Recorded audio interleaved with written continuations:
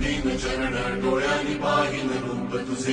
प्रेमे आलिंगन आनंद पूजन भावे वाळीन प्रणेन त्वमेव माता च पिता त्वमेव त्वमेव बन्धुश्च सखा त्वमेव त्वमेव विद्या च ब्रह्मदेव त्वमेव सर्वं मम देव देव कायेन वाचा